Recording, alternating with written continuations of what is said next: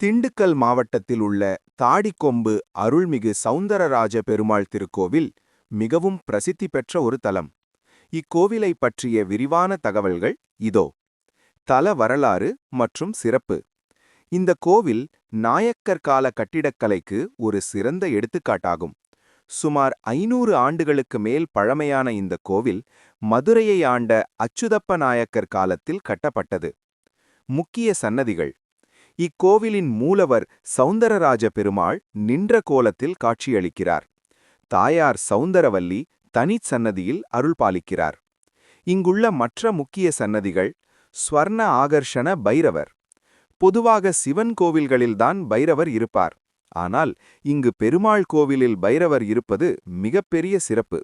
இவரை வழிபட்டால் செல்வம் பெருகும் என்பது நம்பிக்கை. தும்பிக்கை ஆழ்வார் விநாயகர். வைணவ தலத்தில் விநாயகர் தும்பிக்கை ஆழ்வார் என்ற பெயரில் அழைக்கப்படுகிறார். சரஸ்வதி மற்றும் ஹயக்ரீவர். கல்விக்கு அதிபதியான இவர்களை வழிபட மாணவர்கள் அதிக அளவில் வருகிறார்கள். சிற்பக்கலை அதிசயம். தாடிக்கொம்பு கோவில் அதன் தூண் சிற்பங்களுக்காக உலக புகழ் பெற்றது.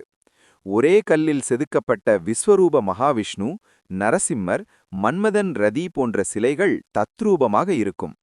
இந்த சிலைகளின் ஆபரணங்கள் மற்றும் நுணுக்கங்கள் பார்ப்போரை வியக்க வைக்கும் வகையில் செதுக்கப்பட்டுள்ளன. விசேஷங்கள். தேய்பிறை அஷ்டமி. ஒவ்வொரு மாதமும் வரும் தேய்பிறை அஷ்டமி அன்று ஸ்வர்ண ஆகர்ஷண பைரவருக்கு நடக்கும் சிறப்பு யாகம் மிகவும் புகழ்பெற்றது.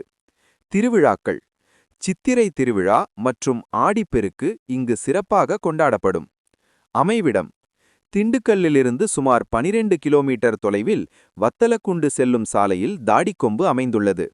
திண்டுக்கல் பேருந்து நிலையத்திலிருந்து அடிக்கடி நகர பேருந்துகள் உள்ளன.